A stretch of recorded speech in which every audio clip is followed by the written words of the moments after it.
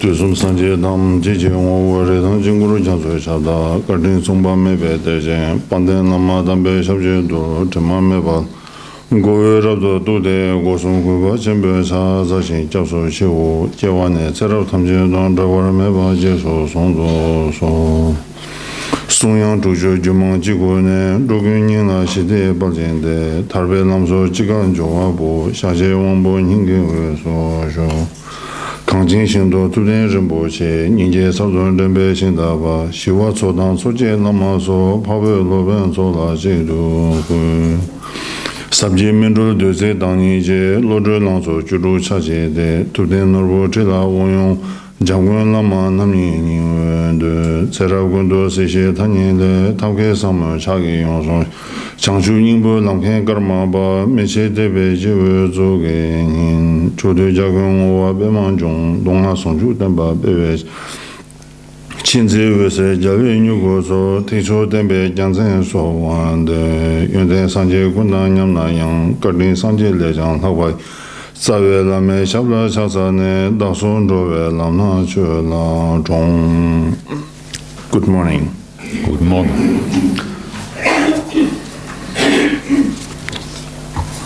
As I always remind you to generate the bodhicitta in order to help limitless sentient beings to uproot their suffering and the cause of suffering by developing the wisdom of study, contemplation, and meditation. And we will be able to bring them to the Buddhahood. So therefore, each and every session we begin associated with the development or the cultivation of bodhicitta is needed.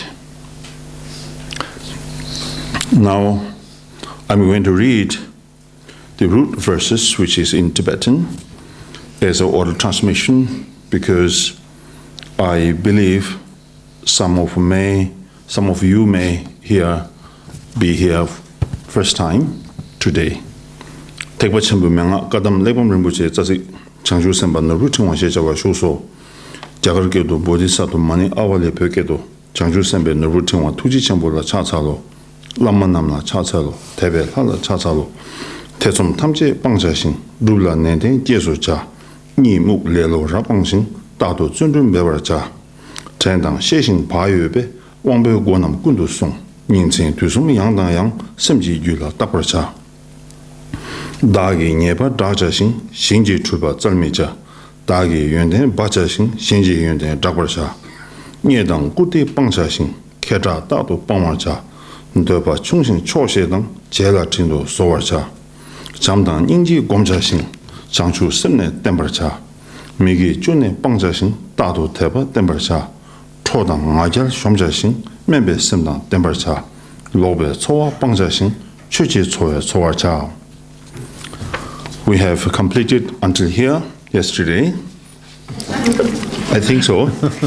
Sometimes memory not good, but since Christoph is here, he proved. Yes, it is. Okay, the next. Sangsing Tamje Pangsha Xing Pakwe Norje Jembarcha. Very interesting. Now,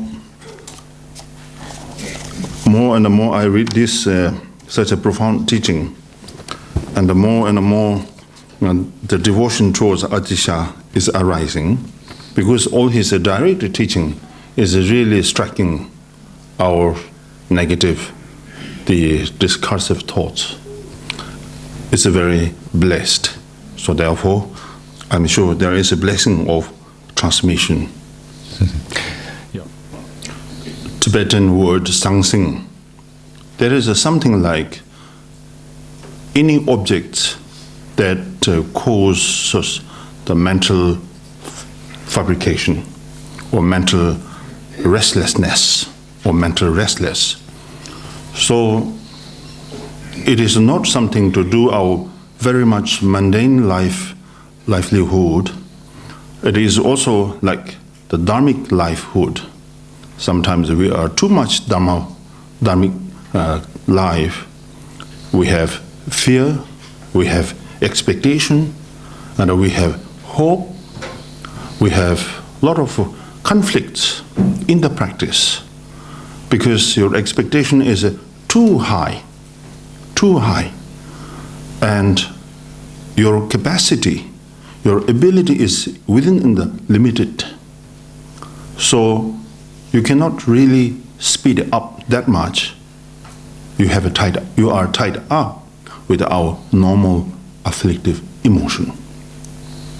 So what you are doing is very less. What you are hoping is too high, imbalance. Therefore, it causes unexpected negative circumstances or unpleasant circumstances. Therefore, you are unable to get rid of these unwanted circumstances. So, the teaching like this, asking all objects that causes mental purification or mental restlessness should be avoided. So, as I said yesterday, we are caught up by fears, the hopes, and therefore there is no succeed of our practices. So, Sangsing, even you are in the retreat, let's say maybe you believe yourself, say that, oh, I'm now in the retreat, no disturbance around, which is quite right, which is quite true, but there is many disturbances and the hindrances inside your own mind. You have to check your motivation. First of all, motivation is very important. And while you are doing your practice in the retreat, so you should go your practice along with the instructions, and you need to be observed your practices, whether are you really doing right way or wrong way. Need to be spying after all your practices. Otherwise, masters will be scared. Although you are in the retreat, you engage more negativities and more wrongdoings and more misdeeds. Therefore, Tibetan word tam je. So that means whether this is Sangsing is connected to the mundane world life, or this is either connected to your Dharma practice, as long as it causes your mind the restless, as long as it does not work with you to subdue the power of the emotional forces, as long as it does not help you to strengthen the power of the noble qualities, then this indicates the practice is not going smoothly. In between, there are, I'm quite sure, a lot of unexpected hindrances and wrongdoings or misdoings. So therefore, by applying mindfulness again and alertness, one should examine how to adopt the right thing and how to avoid the wrong thing. And another way of explanation or the recognition of the Sangsing could be meant that any accumulation of a merit that is not associated with the wisdom. So all these, the merits here, we consider as also the Sangsing, the virtue. Why Sangsing virtue? Because this virtue will not lead you to the supreme or the ultimate Buddhahood at all. It's still, you will tie in the cycle of existence. All our practice for the purpose of get rid of this unwanted suffering and the miseries. So how could we break through these the miseries and the pain. So only with the help of the wisdom to fully development or fully achievement or fully actualization of the wisdom. So if you are able to associate the wisdom along with all the rest of the virtues, so that is the non-sangsing or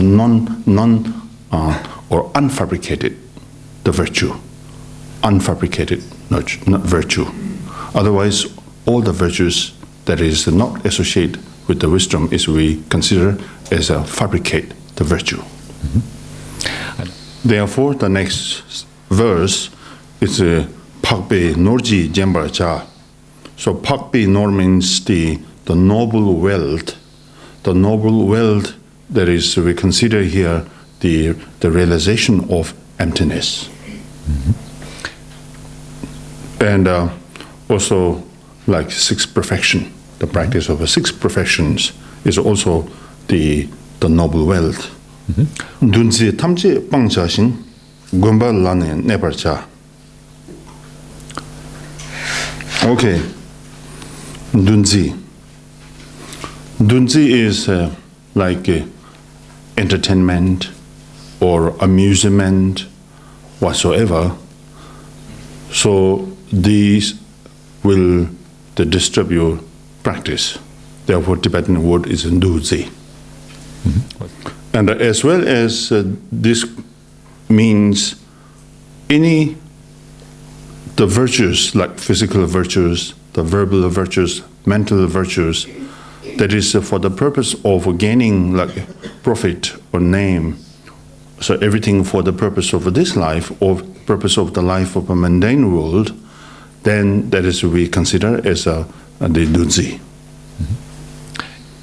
And in Bodhisattva Avatar by Shantideva is given two different aspects of this Dunzi. One is the physical Dunzi, and the other one is the mental Dunzi. The physical Dunzi is we keep running from place to place, the no rest, moving around. So this disturbs to bring down our mind to the focus. And the mental Dunzi, or the mind Dunzi, is that the too much thought. The thought that is that makes you the restless again. So for this purpose, then they recommend you to do retreat. So one who, as I said yesterday, the meditation and the post-meditation, and the post-meditation is more helpful, generally speaking. But certain type of the individuals do not have that much the capability to work with these kind of the Dunzis, then they recommend do a retreat.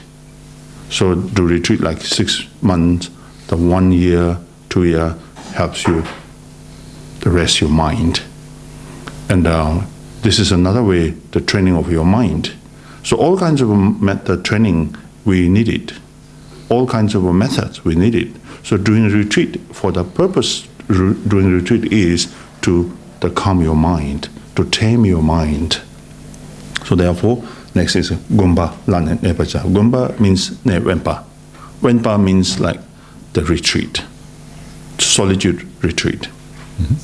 And the concept of a retreat or the life living in a solitude is not something like you escape from somewhere and go into the retreat, and then you do the practices in the retreat and come out same individual. If you are unable to make changes in the retreat, then no point. So therefore, when you come out of a retreat, then you should taste your negative emotions. And you have to taste, did I really make changes in the retreat while I'm in the retreat? And what is the differentiation between the before going into the retreat and the now after the coming out of the retreat? So that examination or observation is really needed to be applied. Otherwise, Many of us may think that, oh, I did retreat. I did 6 months retreat. Oh, come out, okay. Now I go back again. So you just consider as a routine your practice. Not much really you consider for the change of your mental attitude. Yeah? So if you're unable to make a change, then the retreat is meaningless. So you should make a meaningful retreat, which means when you come out of the retreat, then you should examine, did I really make a change?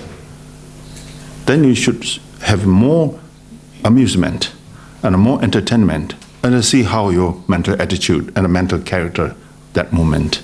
So if really didn't much experience of changes, then immediately go back to retreat. Yes, and a more discipline, being disciplined in the retreat. So until you really able to make stabilized. So the continuation of the retreat is important. Yeah. And Shantideva says in the Bodhisattvamaņyāvalī, I quoted here from the Bodhisattvamaņyāvalī. In Tibetan I read, Jase tuji che namtar rigbe sene suje de minzin chepar mambena dagi dunga nam tarching. Just like the compassionate beings, I shall patiently accept what I have to do, means what I have to do in the retreat or what I have to do in my life, because I consider as I'm a really serious practitioner. So therefore I have to be very patient and patiently accept what I have to do. And it says here, if I do not make a constant effort day and night, then when will my misery ever come to an end? So hopeless. So the Shantideva says there is no chance to make your misery, pain, come to an end. If you apply mindfulness and if you become a serious practitioner and if you do really take care of yourself with the practices, each and every hour, the minute, then there is no need to go to another place, so-called retreat. So it is the retreat. Our daily life is a retreat. You are within the retreat. The best retreat is the mental retreat, not the physical retreat. As I always said, the retreat, you consider that somewhere far region like in Himalaya, where you feel that I'm out of the world now, where you cannot contact the people. You think that I'm safe, but you are not still safe.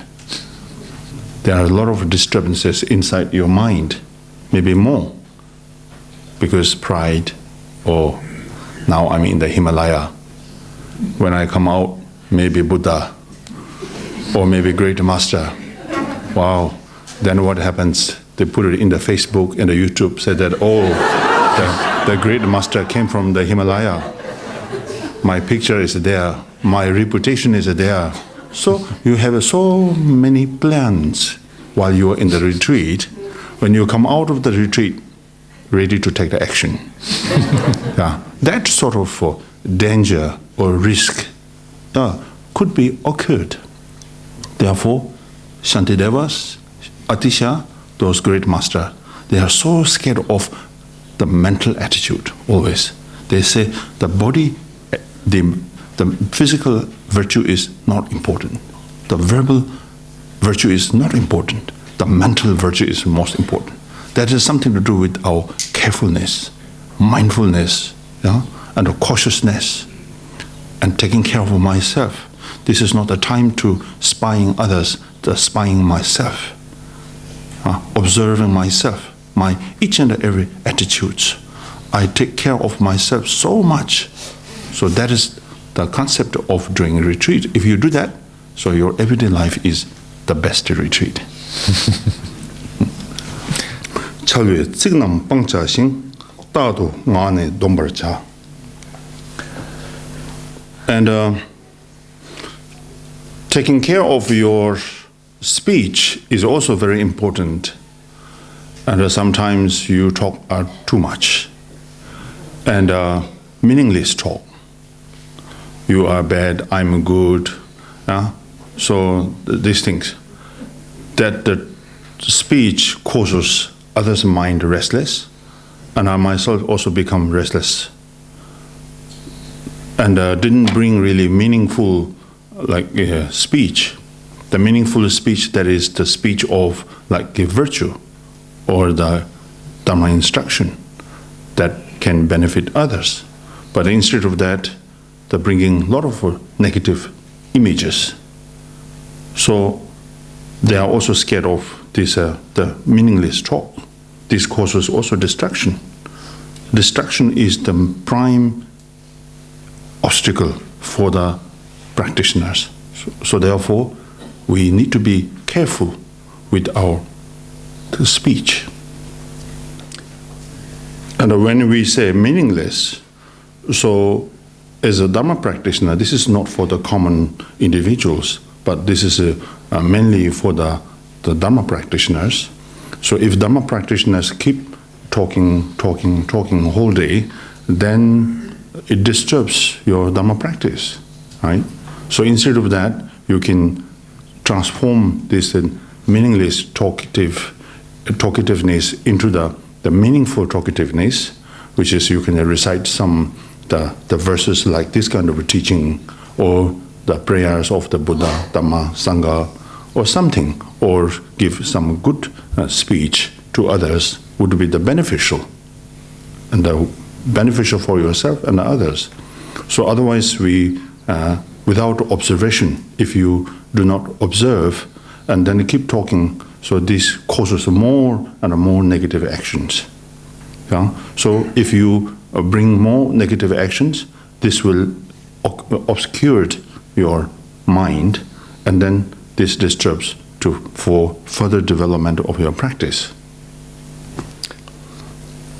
Lama kembo tongwe tse gube rimro jebarcha. Because Lama is the person who teaches the Dharma. That is we call the Lama or the Guru.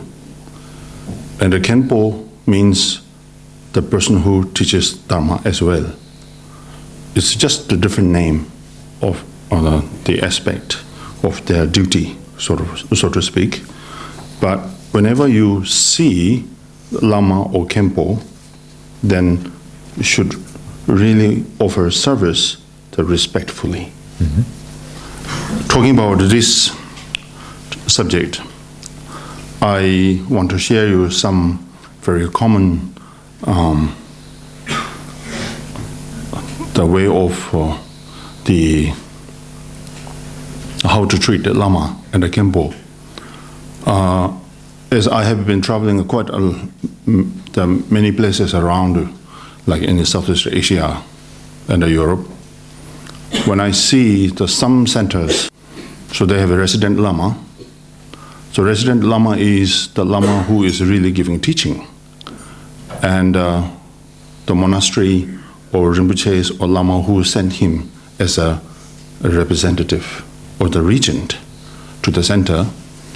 But when I see the situation inside the monastery, in the center, the relationship between the student and the Lama is quite incorrect. The way they treat Lama is like caretaker. It's quite sad.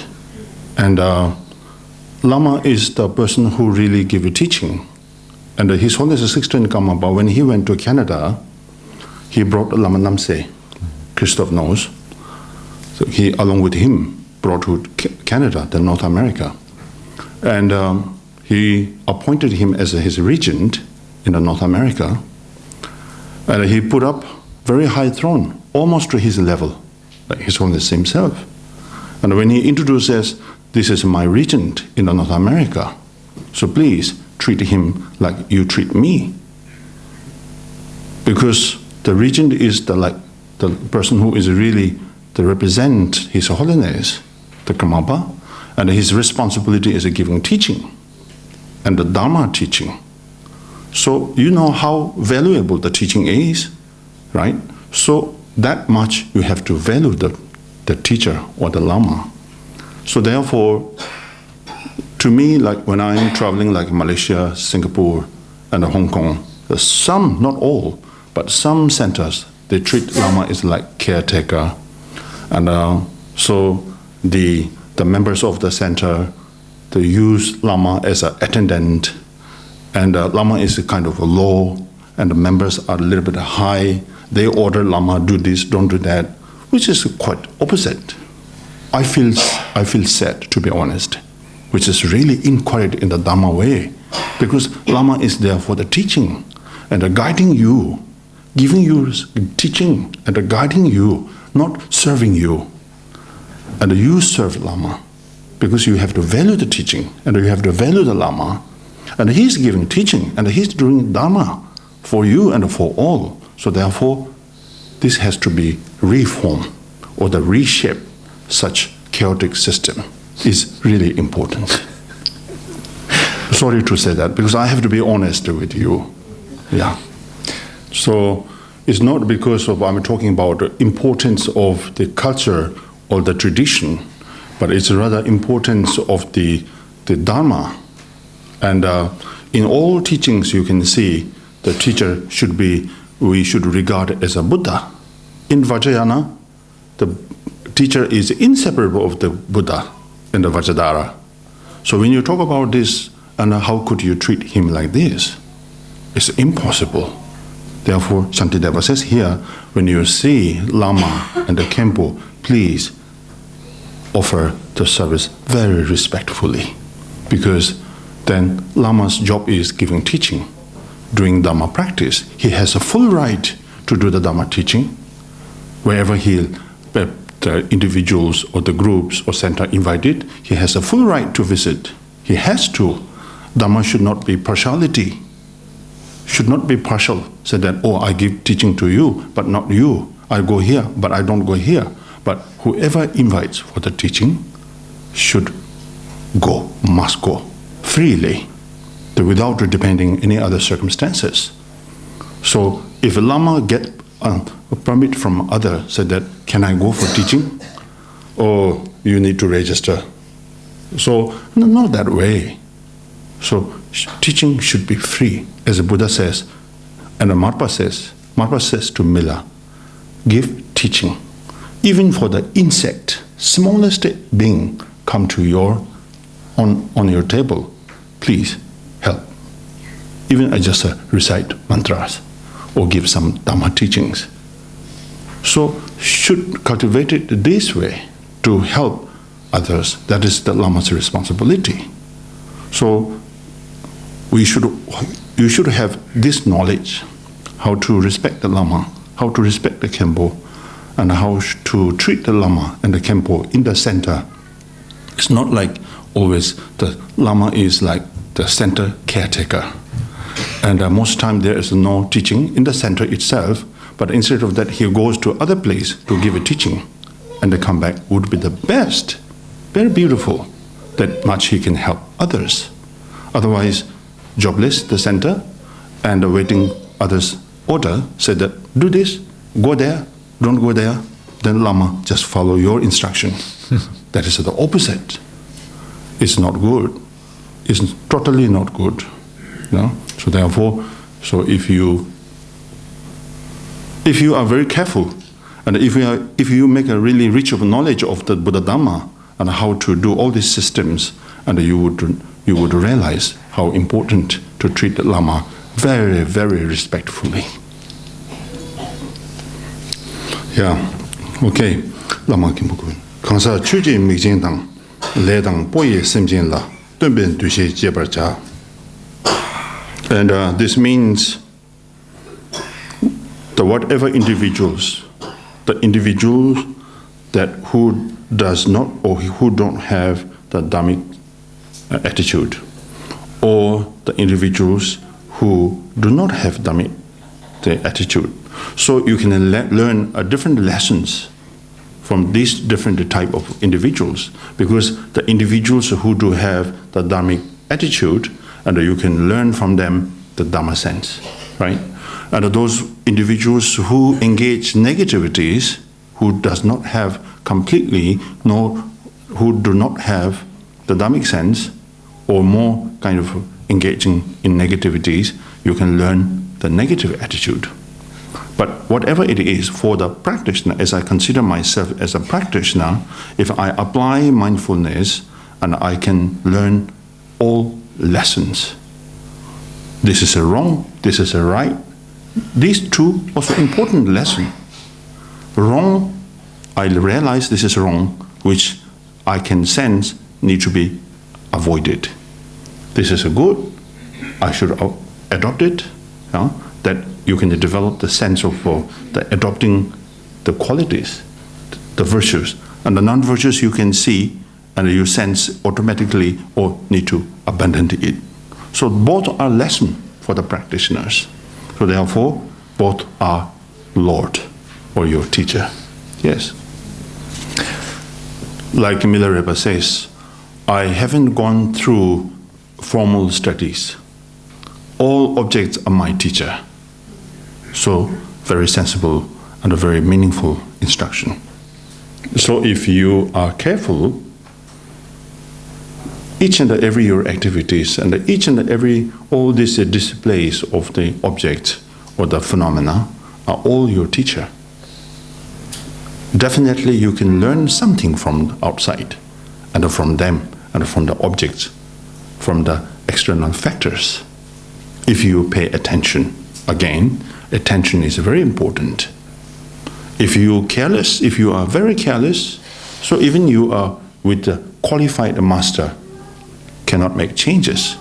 Same. He cannot enter into your heart. Definitely not.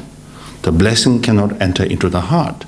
The blessing is that someone taught you. If you keep that in the heart and bring it into the practice and make change, that is the best blessing. To me, yes, this is the best blessing. Rather than like these stuffs you put on my table, you always wish that I give a blessing on this mala, but instead of that, I am quite uncomfortable on my table. There are so many stuffs, and I don't have a space to put this text properly here. So, so I have no power to give a blessing to this mala at all. I'm quite sure because I myself also seeking blessing to my mala with the masters. So therefore, I'm quite sure the best is the blessing of transmission, that I received teachings from the masters, the great masters, and it's kind of I'm transferring you. Doesn't mean that I'm qualified, but the masters. So if you experience, yes, teaching is very good. Yeah, I have heard say that some of you say, oh, teaching is very good. If you appreciate that teaching is great, then because of them, they are so qualified. They are the one who they are the one who made it. Such a wonderful teaching. So I'm here transferring you. So we all same. And the Kadamba master says, in Tibetan, Xinyin ji cho, Cangto do gowa yin, Dhamma ji cho, Cangto do pokwa yin. Very beautiful verses. They say the supreme teacher or the supreme master is the who used the harsh word, but harsh word with the Dhamma harsh word that hits your heart. Yeah, some of you say, "Oh, did you mean me?" Yeah, you feel like that. A little bit embarrassing, isn't it? Sometimes when they give teaching, so you might think, "Oh, is it me? Or is it you? Or is it somebody?"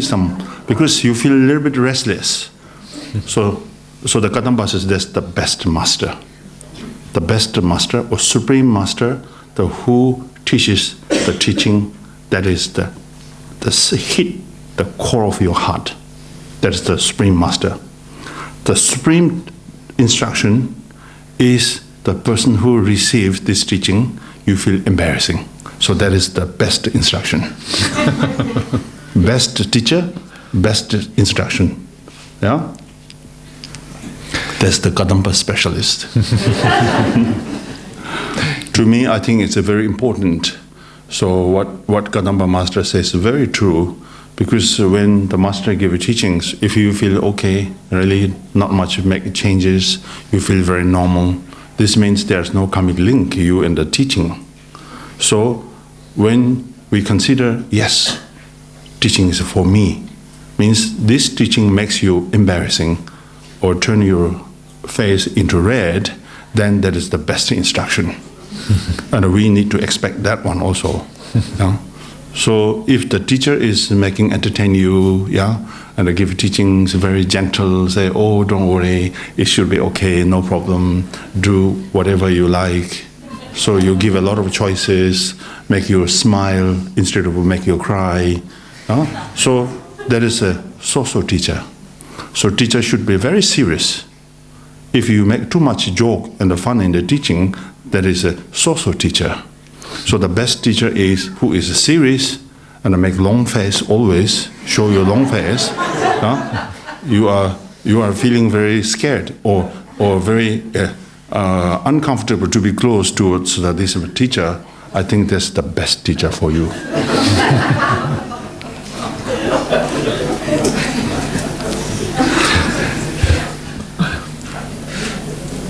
Okay, any question? Okay. So supposedly Rinpoche has said that the best retreat is the mental retreat, not the physical retreat. Or could you kindly elaborate a little bit about what you mean by mental retreat? It's very simple. What I meant was, if you apply the mindfulness, according to this teaching, mindfulness, and you be careful with your attitude, physical attitude, the verbal attitude, mental attitude, you guard your mind. Yesterday we talked about guarding, how to guard my mind, means how to protect my mind. Because if you don't protect your mind, then too much distracted. Then from the distraction, you cannot do the proper practice. Therefore, every day, if you are very careful, be mindful, alert. So follow the instruction. Be away from the distraction or reduce the distraction. Each and every practice you do to calm down your mind. You walk with your mind. You judge your mental attitude. You observe your attitude. Everything, each and every practice you do it for guarding yourself, to protecting yourself. If you pacify your mind, every single word you bring it for your own practice, then this is the best retreat. Why physical retreat is not important? Sometimes you are in the retreat, but if you fail to guard your mind, then what purpose, right? So therefore, teachings by Chandrakirti Dawatakwa, 3 virtues. Physical virtues is a so-so. Verbal virtue is a so-so. The best virtue is the mind. So that's why I'm talking about the mental retreat. Why Chandrakirti means the mental virtue is important? Because when we do prostration physically, when you go kora, circumambulation, any virtues that you perform by your body, the same time the mind associate along with the negativities anyway, right? So you have a capacity to think of a lot of negativities. And while you are chanting the prayers, recite the mantra, but at the same time you can think a lot of negativities at the same time. But mind, when you do meditation of compassion, the loving kindness, or the meditation of emptiness, the meditation of anything that you do, there is no space to the mind to disturb by negative, the discursive thoughts. So therefore, the mind is most powerful. Okay. Yeah. Thank you.